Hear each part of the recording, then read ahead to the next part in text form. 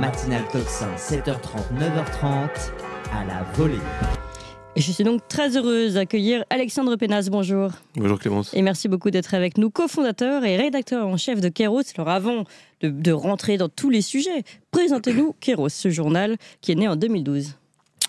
Merci de nous inviter. D'abord, Kéros est né on a mis un an pour le créer. On a eu l'idée en 2011 au coin d'une table. On s'est dit qu'est-ce qu'on peut faire pour apporter notre goutte au changement. Et on s'est dit que les médias étaient tellement nous représentaient, on voit encore par rapport à ce qui se passe aux États-Unis, ils nous représentaient le monde tel qu'ils le voulaient.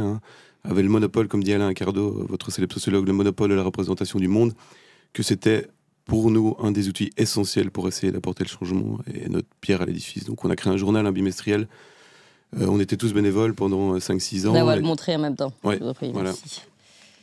Mais justement, c'était pour le 50e, avec pas mal de contributeurs, Raoul Vaneghem, Fouché, Jean-Dominique Michel, etc., etc. Et donc voilà, on a lancé ça, et puis petit à petit, ça a pris son envol, et particulièrement à l'époque Covid, pendant le Covid, que j'expliquerai, où là c'était... Oui, vous avez été très actifs. Je pense que beaucoup vous ont découvert à ce moment-là. Oui, beaucoup nous ont découvert. En tout cas à l'international. Oui, on restait un peu anonyme, puisque voilà, on avait reçu l'aide à la presse périodique, mais on les dérangeait pas trop. On faisait notre petit bonhomme de chemin, et puis j'ai décidé d'aller en conférence de presse. On peut poser des questions que les journalistes devraient poser à la Première ministre. On va en parler. On a une des conférences de presse, vous l'avez fait beaucoup, c'est un peu aussi votre identité, on va dire, d'aller taquiner, ou en tout cas au moins poser les vraies questions au ministère et au gouvernement belge notamment. Et là, vous tentez de poser une question à Alexandre De Croo. On va regarder ça. D'accord. Ouais. 19h, la conférence de presse débute. Tout le monde parle, et puis les questions arrivent. Je lève directement mon doigt. Eva? Ja, u zegt dat Ja. in een aantal buurlanden is het wel. Bonsoir, oui. Alexandre Pénas du journal Kéros. Pardon, je viendrai vers vous plus tard, monsieur, oui. Que cela. Oui. Bonsoir, je demande la parole depuis longtemps. Mais je viens vers vous, monsieur, pas de problème. Bonsoir. Oui, je viens là, et puis dernière question, et puis toute dernière question. Il est clair qu'à ce moment-là, Alexandre De Croo ne veut pas que je parle. J'arrive finalement à poser ma question en dernier. Oui, allez-y, monsieur. Et à ce moment-là, la régie lance volontairement le générique de fin. Alexandre Pénas du journal Kéros et du site Kéros Presse. Des dizaines de milliers de chômeurs, une augmentation massive de suicides, des violences familiales exacerbées, des personnes mises à la rue, un décrochage scolaire massif, divorce, alcoolisme, violence sociale, croissance des cas psychiatriques. Monsieur, c'est quoi votre question? Posez votre question. Je la pose. Perte de repères chez les jeunes, notamment totalement incapables de se projeter dans l'avenir, étudiants du super devant des écrans toute la journée. Brutalement, je suis interrompu. Ok, merci beaucoup. Dank u wel. Ok, dank u wel. Merci. Donc il s'agit clairement d'une censure d'État, d'une entrave à la liberté de la presse, qui montre que tout discours divergent ne peut pas être entendu publiquement. Verlicht binnenruimtes en doe je activiteiten liefst buiten.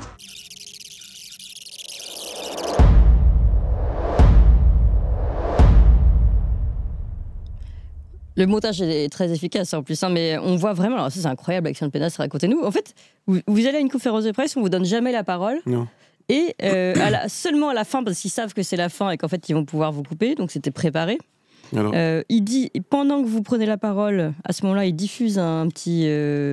comment ça s'appelle là, une espèce de jingle. Ouais, voilà, une publicité pour les gestes Covid. Ouais, qui normalement doit arriver à la fin en fait. Mais ce qu'il faut expliquer aux éditeurs, c'est que en fait, j'étais venu 8 mois avant, le 15 avril 2020, en plein Covid. J'étais venu poser la question à Sophie Wilmès.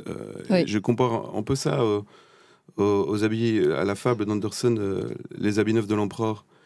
On arrive, on pose une question à une première ministre sur les conflits d'intérêts entre le gouvernement, les groupes pharmaceutiques et les experts. Et ils se disent là, zut, qu'est-ce qui se passe? Il y a 2 à 3 millions de personnes devant leur télé. Ça ne peut plus jamais arriver. Donc ils m'interdisent pendant 8-9 mois les conférences de presse. Et ce qu'on vient de montrer là, c'est la première fois que je reviens, grâce aux avocats, en conférence de presse. Ils se disent... Ouais, donc ils savent, ils ont été ultra alertés. Tout à fait. On est encore un peu dans un état de droit, donc les avocats parviennent à me faire rentrer encore en conférence de presse, après 8 mois de combat. Mais c'est la preuve que, je veux dire, on est dans un cercle, et comme disait Guy Debord, on est dans un spectacle permanent. Et en posant cette question qui est simple, tu disais, c'est pas notre identité. C'est juste un peu par accident que je me suis retrouvé là, poussé notamment par des collègues et par mon frère qui dit allez, vas-y. Je me dis bon, je vais y aller. Mais avant, tous les journalistes étaient filtrés. Il n'y avait pas de liste, parce qu'après, ils disent une liste. Monsieur Penas, vous n'êtes pas sur la liste, vous ne pouvez pas venir aujourd'hui. Mais il n'y avait pas de liste avant, tout le monde rentrait, parce que les ministres appellent, c'est la même chose ici, hein, appellent les journalistes par leur prénom. On a eu tout à fait la même chose avec Frédéric Aigouille qu'on avait reçu à ce sujet. Donc finalement, vous avez vécu la même chose. Mais en Belgique, c'est ça qui est intéressant, c'est qu'on vit ça, mais c'est assez phénoménal, vraiment dans le sens de phénomène. On a vraiment quelque chose qui est en train de se développer, qui dépasse seulement la frontière d'un pays. C'est pour ça que c'est intéressant aujourd'hui de vous entendre, Alexandre Penas, vous parlez de la Belgique, mais vous parlez en fait de quelque chose de plus grave. C'est global, hein, évidemment. Ouais. C'est global, ça se passe différemment. Évidemment, votre président Macron va faire semblant en invitant Edoui Plenel, par exemple, du faire du journalisme et d'être totalement libre, mais tout est préparé, tout est spectaculaire et il n'y a aucun accident. Donc je pense que Macron et en France, vous êtes beaucoup mieux préparés. Ils sont beaucoup mieux préparés à éviter des questions dérangeantes. Les Belges sont parfois un peu amateurs encore et ils se sont dit merde, on s'est fait avoir. Donc après, ils avaient tout préparé et De Croo était un peu coaché, donc j'ai été le voir une quinzaine de fois. Et bon, il y a même une fois où il me dit ah, monsieur Penas, vous nous avez manqué, ça fait longtemps parce que j'étais en vacances, j'étais pas venu à 2 conférences de presse. Mais disons qu'à côté de ça, ils ont lancé les hostilités, donc ils m'ont enlevé ma carte de presse, ils nous ont enlevé nos aides à la presse périodique, qui était quand même un montant conséquent. On reçoit des plaintes de partout, notamment le présidentiable Katumbi aux élections congolaises qui a porté plainte pour un article. Plus la Trust Merchant Bank et des gens haut placés. Donc ils ont d'abord essayé par la notoriété, en notre temps de complotistes. Oui, et puis et maintenant ils attaquent. L'attaque classique. Ils attaquent le portefeuille. Oui, bien sûr. Donc vous n'avez plus les subventions aujourd'hui. Hein. On n'a plus les subventions, on a pas mal de procès sur le dos. Notre chaîne Google a été fermée, qui avait à l'époque en 2021 42 000 abonnés. C'est après un débat avec Alexandre. Mais là, on est en direct de votre plateforme en revanche. D'ailleurs, j'en profite pour dire bonjour à tous les éditeurs de Kairos qui nous regardent aussi. Évidemment, un grand bonjour depuis Toxin et depuis la France à la Belgique. D'ailleurs, j'imagine qu'on peut vous écouter de partout, donc pas forcément à la Belgique, mais bon, quand même un grand bonjour à la Belgique. Donc vous avez quand même encore une plateforme qui fonctionne. Oui, mais on sait comment ça se passe. Par exemple, Facebook, je viens de faire une interview de Dieudonné, je crois qu'il y a 35 partages, alors que je pense que c'est une interview dont je suis assez content. Oui, normalement, Dieudonné ne fait pas 35. Bon, sur notre chaîne Soriac, il y a plus, il y a 120 000. Mais disons qu'à l'époque, on voyait qu'en plein Covid, comme on avait un autre discours, comme vous offrez vous avec Toxin, on pouvait... les gens sont en demande, c'est évident. Et c'est ce qui s'est passé aussi le 15 avril. Vous avez été asphyxiés, quoi. On était asphyxiés, mais ils ne veulent surtout pas qu'une autre parole soit présente.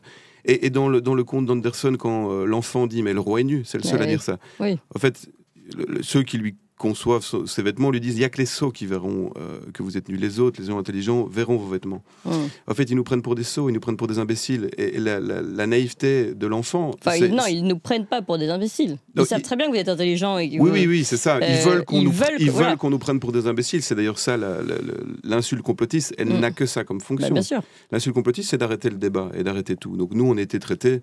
c'est très intéressant parce qu'après la question en conférence de presse, 2 semaines après, il y avait une journaliste de RTL TV en plein direct qui dit « Aujourd'hui, les journalistes sont filtrés pour éviter les questions complotistes. » Mais la question complotiste, c'est quoi? Une question sur les conflits d'intérêts. On avait Van Rans qui avait fait au Chatham House en fin 2019 une conférence où il expliquait comment créer une pandémie médiatique. Et ce type, après, est conseiller du gouvernement. C'est pas un conflit d'intérêts. Et il y a des boss pour Pfizer, etc., etc. Donc voilà. On vous voit d'ailleurs poser des questions là-dessus.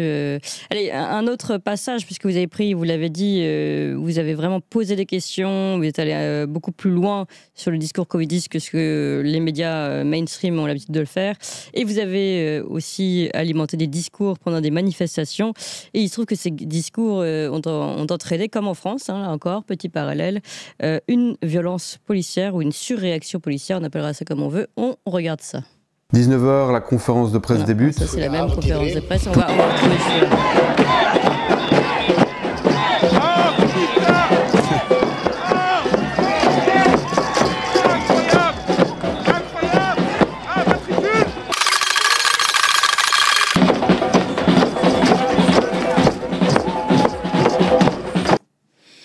Alors racontez-nous un peu ce qui s'est passé pendant cette manifestation en particulier, mais bon, finalement, c'est qu'un exemple parmi d'autres. Alors, ce qui s'est passé, je pense, pendant Covid-19, c'est que les gens se sont mis ensemble, différentes classes sociales, différents milieux, et ça, le pouvoir politique n'aime pas du tout. Bien sûr. Donc, je pense qu'il y a eu des gens qui ont organisé ces manifestations qui étaient, tout a été fait pour qu'elles ratent, en fait, avec des faux casseurs, des gens payés. Et là, évidemment, il y avait une violence, une tension énorme, et comme par hasard, ça se terminait toujours mal, avec les autopompes qui arrivaient. Et d'ailleurs, une fois, il y a Alexandre-Henri Côte qui devait passer, Péronne, et comme par hasard, ils ont attendu 1 heure, il y a une espèce de danseuse tout argentée qui a fait un cirque pendant 1 heure, alors qu'on sait très bien comment ça se passe les manifs, il fallait tout de suite parler. Et donc on dirait que c'était très bien fait. Et là, cette fois-là, il gazait tout le monde, il gazait à tout va. Et moi, c'est vrai qu'en manif, à un moment donné, il y a un peu un niveau de stress qui monte, et j'ai vu une personne se faire gazer pour rien. Et j'étais chez le flic lui demander son matricule. Et c'est vous qui vous êtes fait gazer. Avec ma carte de presse bien visible. Ah ouais. Et il est revenu, il m'a gazé pour rien, quoi, juste parce que je lui ai demandé son matricule. Oui, c'est ça, c'est réaction... surréaction, voilà. Mais ils m'ont arrêté en plein... quand j'étais avec le convoi des libertés à Bruxelles, ils m'ont arrêté en plein travail. Je suis arrivé au commissariat menotté, ils m'ont dit « Mais qu'est-ce que vous faites là? Vous êtes journaliste ?» Je vais aller me renseigner chez mon supérieur. Et puis la fille est revenue, elle a dit « Mais non, en fait, c'est normal. Il y a des ordres qui viennent de dessus. » Oui. Voilà, alors justement, non mais ça c'est dingue ce que vous racontez quand même. C'est normal. Rosa Luxembourg disait « Celui qui ne bouge pas ne sent pas ses chaînes. » Ouais. Et c'est la plupart du cas. Quand on pense être dans un pays démocratique et qu'on obéit aux ordres, évidemment, il n'y a aucun problème. Mais dès lors qu'on fait son travail de journaliste, qui est quand même, selon la charte de Munich, de faire respecter la vérité, pour moi c'est le plus important. Quelles qu'en puissent être les conséquences pour le journaliste, en raison du droit qu'a le public à de connaître la vérité. C'est un droit qu'a le public de connaître la vérité. Là, vous posez un vrai problème sur l'obéissance, en fait. Le problème, c'est que tout le monde dit « Ah, mais moi j'obéis aux ordres, j'obéis au gouvernement. » Mais bon, l'obéissance, on sait où ça a amené. Évidemment. Donc il serait temps que les gens pensent et n'obéissent plus, forcément. Vous avez aussi participé au procès d'Ursula von der Leyen. En partie, des rares à avoir suivi ce procès qui pose quand même de véritables questions. On en est où d'ailleurs du procès d'Ursula von der Leyen aujourd'hui? Alors, elle a quand même été élue, entre guillemets, présidente de la commission, alors que, selon la loi, elle ne pouvait pas. Donc, ça montre encore qu'ils font ce qu'ils veulent. Je suis en contact étroit avec Frédéric Baldan, et il y a des choses qui vont se passer incessamment sous peu, mais que je ne peux pas encore dire, mais ça continue. Mais ce qui est de nouveau incroyable, on sait de toute façon qu'Ursula von der Leyen a été exfiltrée d'Allemagne pour être placée, un peu comme Render chez nous, exfiltrée pour être commissaire à la justice. Exfiltrée alors qu'elle avait des casseroles aux fesses en Allemagne de collusion, corruption. Et hop, on recommence. Je pense que les gens ne se rendent pas compte à quel point le système est vérolé. Et comment les médias vont encore présenter des criminels comme des gens respectables. Des responsables de la démocratie, la grande démocratie. Voilà, par exemple, Renders, qui est chez nous dans les fonds libyens, dans le Kazakh Gate, qui a un lien directement avec la France et Sarkozy, est exfiltré et devient commissaire à la justice au niveau de l'Europe. Mais on sait très bien que quand ils sont exfiltrés, ils ont l'immunité, donc ils sont intouchables. Vous dites qu'il va y avoir des grandes annonces côté Baldan, Ursula von der Leyen dans cette affaire. Et puis évidemment, il y a un tsunami qui arrive, c'est avec l'élection de Donald Trump, celle de la montée au ministère de Robert Kennedy Jr. Je précise, je vous propose d'écouter un petit extrait du discours de Trump encore qui fait allusion justement à cette future nomination de Robert Kennedy Jr. au ministère, qui sera un ministère, je crois, d'alliance entre l'agriculture et la santé. Écoutez ça. Une dernière chose, au nom de ce formidable groupe de personnes, des personnes qui travaillent dur, de formidables personnes, on peut rajouter quelques noms. Robert Kennedy Jr., qui va nous aider à redonner la santé à l'Amérique.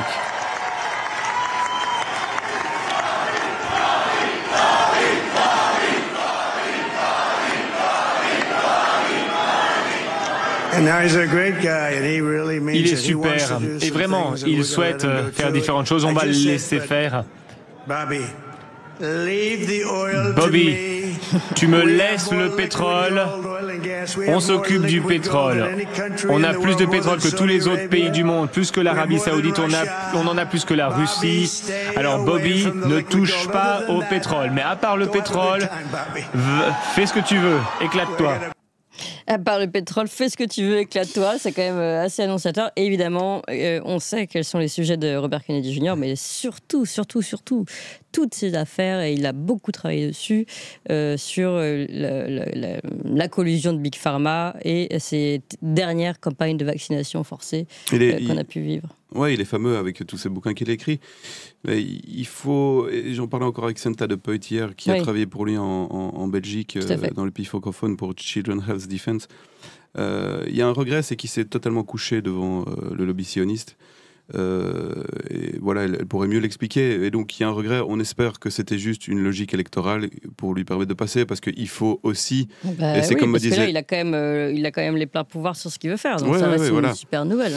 Oui, non, ça reste une nouvelle. J'ai envie de dire que, voilà, évidemment, il faudrait être complètement envasé dans la pensée dominante pour considérer que la victoire de Trump n'est pas une bonne chose. Il y a deux manières de voir la chose, je trouve.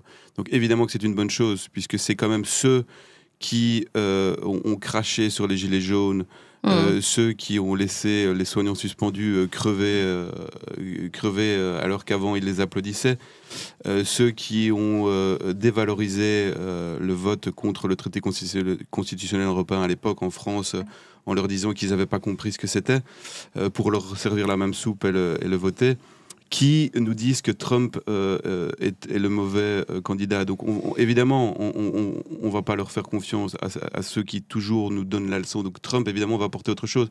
Mais j'aurais envie si on va un peu plus haut, on peut se dire qu'on est quand même dans une époque dramatique, avec un effondrement des valeurs occidentales et un déclin, comme le dit Emmanuel Todd, de l'Occident, où on en est arrivé à se dire que c'est fantastique qu'un magnat de l'immobilier, milliardaire, soutenu par un gars qui fait des voitures électriques, est une fabuleuse chose. Donc je veux juste dire que on est tombé tellement bas que c'est le candidat idéal.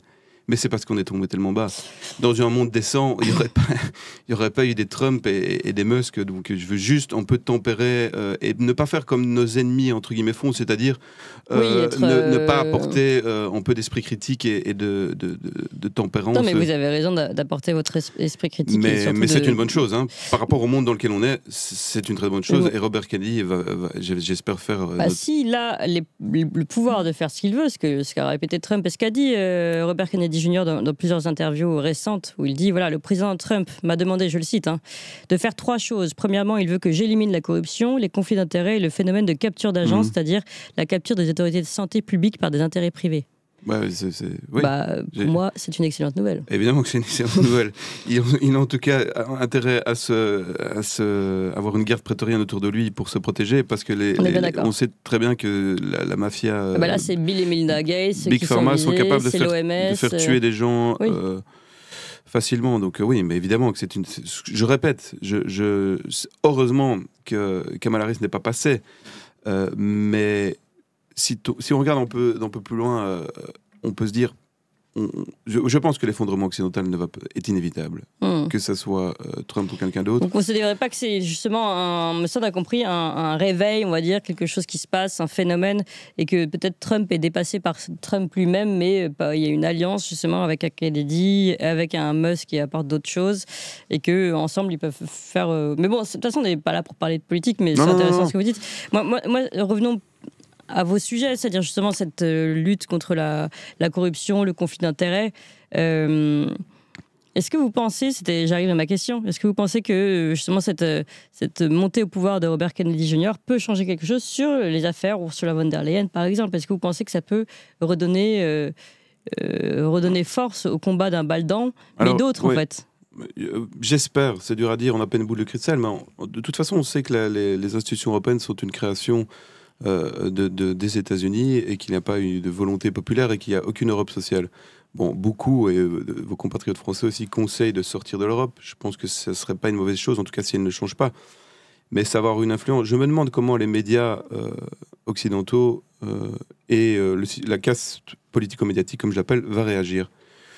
je les pense incapables d'esprit critique. Donc ils vont retourner leur veste, c'est sûr. Des rédacteurs en chef de journaux comme Le Soir ou La Libre Belgique ou ici en France comme Le Monde ne vont quand même pas pouvoir cracher sur le peuple puisque le vote de Trump c'est un vote populaire.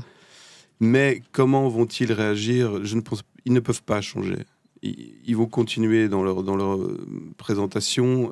Voilà. Ils peuvent fermer les portes parce qu'ils n'ont plus d'audience et que finalement... C'est ça, ça c'est possible, ouais.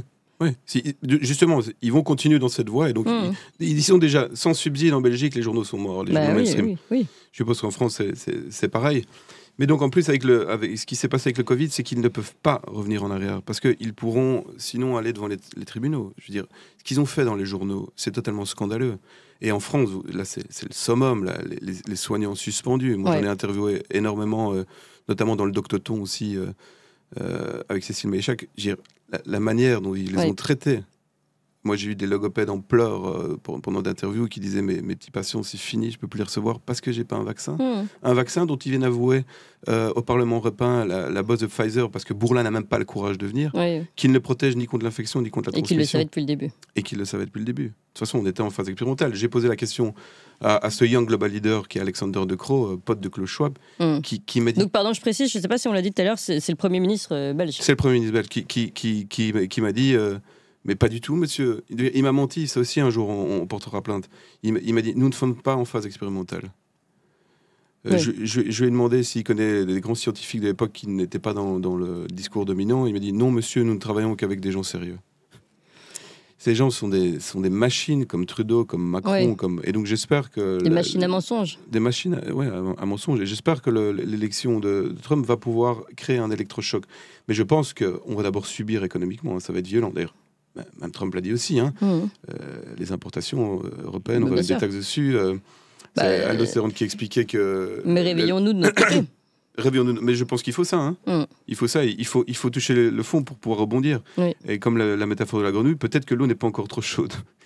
Peut-être qu'il y a une possibilité d'encore pouvoir sortir de là, mais on est loin. Et je pense qu'il faut créer des moments kéros, les moments importants pour le changement, mettre ses pieds dans le plat. D'ailleurs, revenez sur Kéros, ce que ça signifie, peut-être, parce que vous avez choisi évidemment ce titre. Alors, Kéros, c'est le moment important pour le changement. C'est un dieu grec qui n'a sur la tête qu'une touffe de cheveux, et quand il passe, on a trois possibilités. Ou bien on ne le voit pas passer, ou bien on fait semblant de ne pas le voir passer, ou bien on saisit ses cheveux, sa touffe de cheveux, et on crée l'opportunité.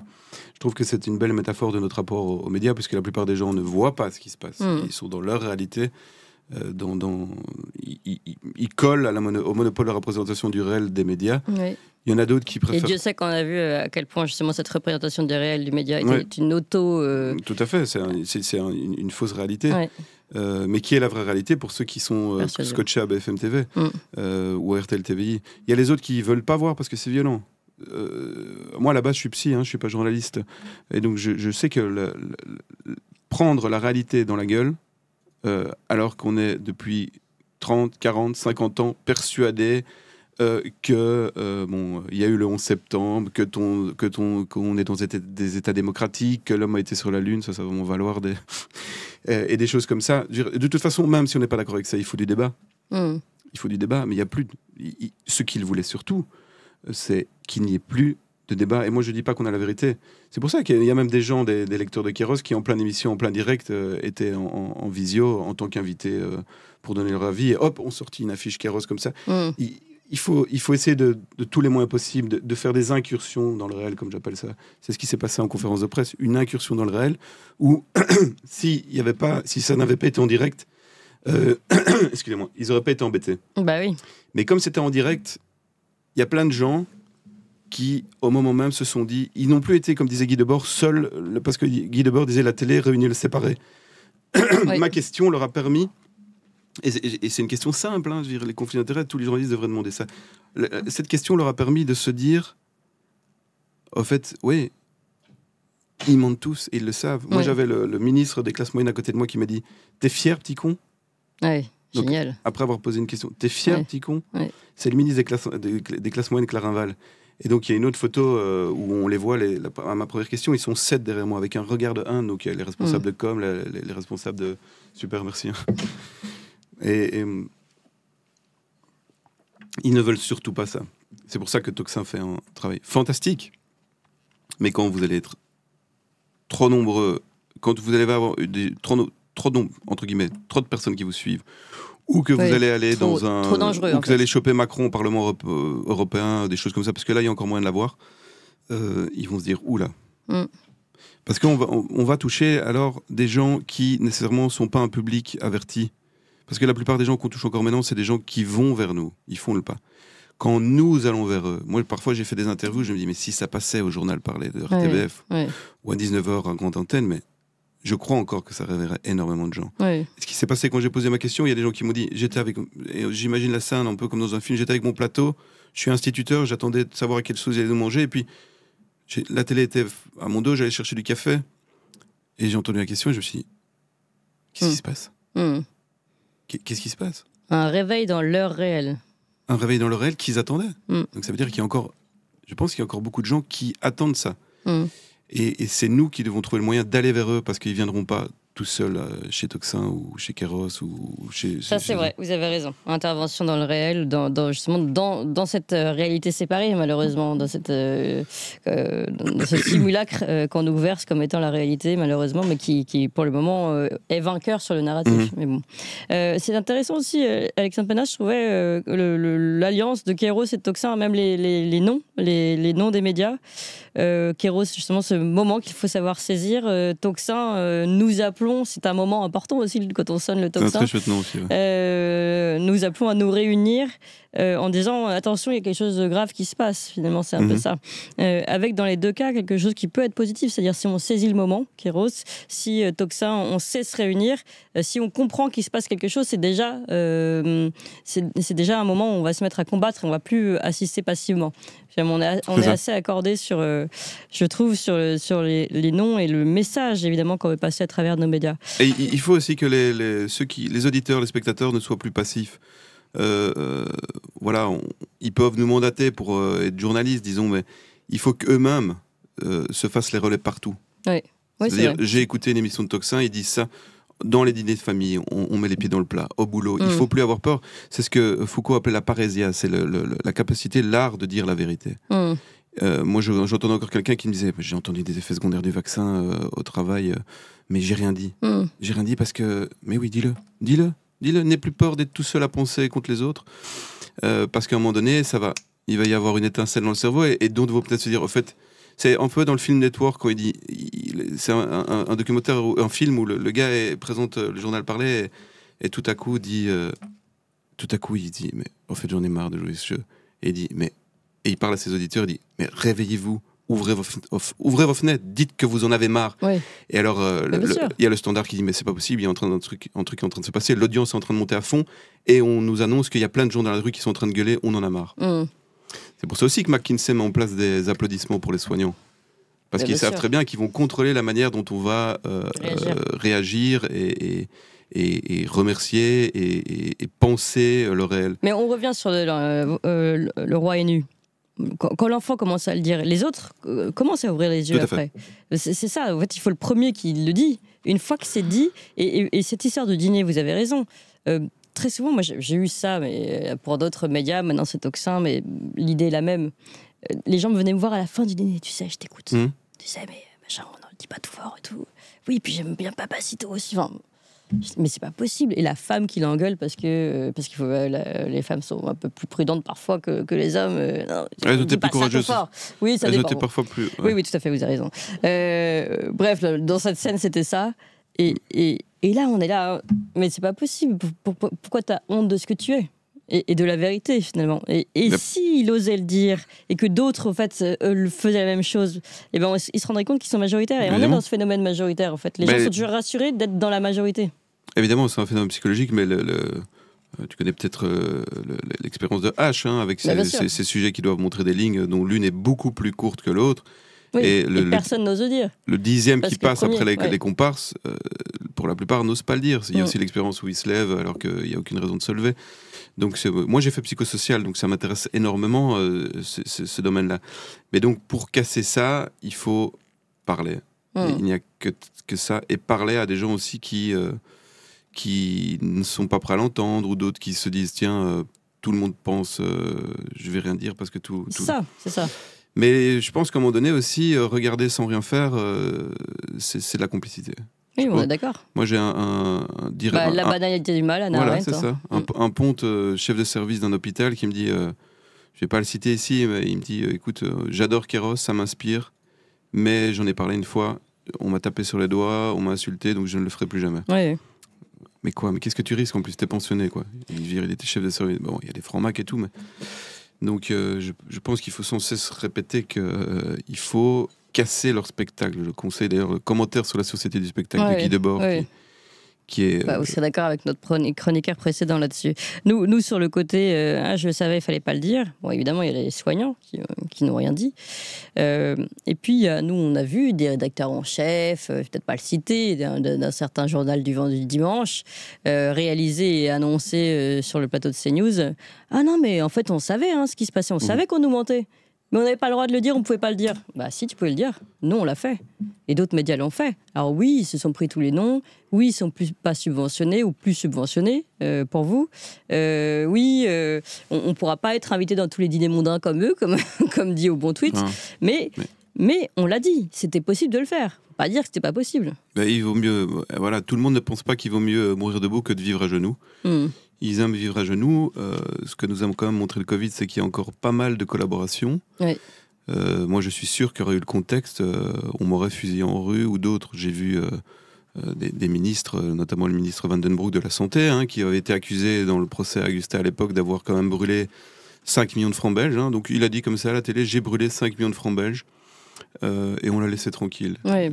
Et donc, ici en France, c'est encore pire au niveau de la justice, mais je sais que quand on vole des tartines parce qu'on a faim, on se prend 3 mois de prison. Oui. Donc, ce même ministre est tout à coup revenu pendant le Covid, était ministre de la Santé.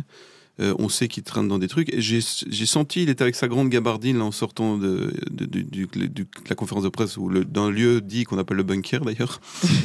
et je sentais que s'il y avait eu la possibilité de m'éliminer, tu vois dans les yeux des gens, il y a juste le contexte qui manque. Et là, il faut lire aussi Modernité et Holocauste de Zygmunt Bauman, où il montre très bien que la Seconde Guerre mondiale n'était pas du tout un accident, c'était juste un produit du système capitaliste. Et donc on y est toujours, on n'a tiré aucune leçon des camps de concentration et des exterminations massives. Et donc, comme les États-Unis d'ailleurs n'ont tiré aucune leçon du massacre des Indiens d'Amérique. Mais soit, et donc je sens qu'il suffirait d'un petit quelque chose pour le basculement, et beaucoup de gens se tairaient et nous laisseraient nous faire fusiller, je veux dire. Quoi. Oui, tout à fait. Non, mais ça, on sans a se senti victimiser. qu'on était à ce point de basculement. Oui, mais bien sûr. Allez, puisqu'on me le propose, je vous propose de l'écouter, ce jeune homme, rédacteur en chef d'un journal du dimanche, qui disait qu'il ne pouvait rien faire. On écoute. On s'est tous vaccinés. Pas tous. Oui, pas tous. Parce qu'ils nous ont expliqué que le vaccin empêchait précisément la transmission. En fait, oui. Parce que je me suis vacciné pour me protéger. Non, parce que vous avez à autrui. Non, je suis pas d'accord avec vous. Vous, oui. Mais les jeunes de 15-20 ans qui ne risquaient rien. Ouais, c'est vrai. Tout à fait. Ils risquaient rien, les jeunes de 15-25 ans. Ils terminaient pas en réa. On les a tous vaccinés en leur expliquant attention, si tu es vacciné, tu vas penser à ton grand-père, ta grand-mère, et ça pour les autres. C'était ça. En fait, on a su assez vite que c'était pas vrai, mais on a été c'était interdit de le dire. Mais évidemment. C'est quand même incroyable. Oui. Bon, il nous reste 2 minutes. Voilà, bon, c'était pour le... On a compris. C'est très intéressant, et là je peux dire que Dorian de Meus, le rédacteur en chef de La Libre Belgique, un grand journal belge, j'ai beaucoup de contacts avec Martin Zizi, il m'a dit, écoute, j'ai les documents comme quoi il s'est soigné à l'ivermectine. Oui. C'est Dorian de Meus qui, quand je pose ma question à Sophie Wilmès, la première ministre, fait un tweet directement après en disant qu'il faut m'enlever ma carte de presse. Ce type, dans son journal, pendant des mois, suit le narratif Covid et se soigne à l'ivermectine. Je suis désolé, c'est un crime. Oui. Ce type devrait être derrière les barreaux et voir un peu ce que ça fait. Je lui apporterai des oranges. Oui. Ou pas. Oui, pourquoi pas. Parce que nous sommes humains malgré tout. Oui. Alors, dernier point, Kéros justement, Toxin, France-Québec, avec qui on était. Est-ce qu'il n'y a pas quelque chose à faire, une résistance justement à penser pour à dépasser et passer dans ce phénomène majoritaire, être plus important, faire caisse de résonance, faire en fait la même chose qu'eux font, c'est-à-dire qu'ils se nourrissent de l'élément de l'autre. Je sais que c'est un de tes projets, c'est un des miens aussi depuis des années. Il faut juste se mettre ensemble et se dire comment on fait, parce qu'on est tous le nez dans le guidon. Ça, c'est vrai, malheureusement. Et il faut plus de personnes pour nous aider, peut-être trouver des gens qui pourraient mettre ça en place et voir comment on fait. Est-ce qu'on partage des contenus ? Est-ce qu'on trouve un visuel moi, je rencontre juste après Marco de Nexus, on a envie de bosser ensemble. Ah oui. Voilà, il va faire un dossier sur la géo-ingénierie en février, on veut faire la même chose. On va mettre des forces qu'on a déjà pas beaucoup pour faire la même chose. Alors il faut trouver un moyen, il faut trouver du pognon aussi. Et puis voilà, on peut pas non plus tout partager. Non, mais ça peut être une grande plateforme qui réunisse tout le monde, un grand site par exemple qui réunisse tout le monde et qui propose chaque page et tout le monde reste souverain en son pays. Ça fait longtemps qu'on y pense et c'est vrai que faire une page commune, c'est une charte, une petite charte pour voir... parce qu'on va pas faire venir Mediapart non plus, par exemple. Il faudrait y réfléchir ensemble. Mais j'en vois un peu une quenelle, comme dirait Dieudo, mais je pense qu'il y a beaucoup, sur la vague du mainstream, il y en a beaucoup qui ont fait du fake. Je pense qu'il faut aller au fond des choses, être radical. Et voilà, je rappelle la parésia, quoi. Et donc, il faudrait peut-être une charte pour voir qui vient, et peut-être aussi inclure des gens qui ne sont pas... Voilà, il ne faut pas que tout le monde soit d'accord avec eux. Et faire... Mais qui sont sincères dans leur travail. Qui sont sincères, oui. Pas ceux qui prennent de l'ivermectine en cachette, quoi. D'ailleurs, j'ai interviewé Edu Plenel, je l'ai chopé comme ça, il se dit merde, je l'ai eu, et je lui ai demandé pourquoi il avait viré Mukeli, le blog de Mukeli pendant le Covid. Mukeli, ça c'est à voir, hein. Vous tapez Kéros, Mukeli et Plenel, vous allez tomber sur la vidéo, c'est incroyable. Parce qu'il propageait des informations fausses. Mais on était déjà plus en Covid là, hein. Il était en train de faire son cirque de médias justement. Ils essayaient de faire une plateforme commune. Donc on doit avoir les devants et le faire avant eux. Il faut faire une vraie plateforme de médias libres. Eh bien, soit, allons-y, Alexandre Pénasse, allons-y avec vous tous, chers amis. Merci infiniment. Merci en tout cas pour l'invitation. Merci à vous d'être venu jusqu'ici, jusqu'à nos studios. Merci beaucoup encore, Alexandre Pénasse, et merci aussi pour l'intelligence, je le précise, hein, très très fouillée, très réfléchie aussi que vous proposez dans votre journal, en plus de vos propos. Donc, je rappelle Alexandre Pénasse, cofondateur et rédacteur en chef de Kéros. Merci à vous tous, chers amis. Quelques informations d'ailleurs. Hein. Nous aussi, nous suivons l'affaire Baldan. Et d'ailleurs, Frédéric Baldan, je crois que c'est son prénom, va être interviewé par André Berkoff. Vous savez, qui fait ses interviews chez nous une fois par semaine. Eh bien, on va revenir sur ce sujet de manière approfondie, reprendre tout le début de l'affaire Baldan. Et puis, comment il en est arrivé là, finalement, tout ça avec André Berkoff. C'est une des émissions à suivre. Je précise d'ailleurs que dimanche, vous avez André Berkoff. Et cette fois-ci, André Berkoff va revenir sur sa rencontre avec Donald Trump. Tout ce qu'il n'a pas encore raconté, il vous le racontera pour Tocsin. C'est une émission vraiment à suivre. C'est très très intéressant ce qu'il a découvert du personnage et comment il y est arrivé. Tout ça vous sera raconté dimanche par André Berkoff. Demain, vous le savez évidemment, c'est Nicolas Vidal. Et donc lundi, pas d'émission, mais mardi, on revient plus fort que jamais. On va revenir justement sur ce que Robert Kennedy Jr. peut faire ou ne pas faire. Ce fera partie des grands sujets qu'on va suivre évidemment avec tout le reste. Merci encore Alexandre Pénasse. Vive la liberté d'expression et à demain avec Nicolas Vidal, 7h30.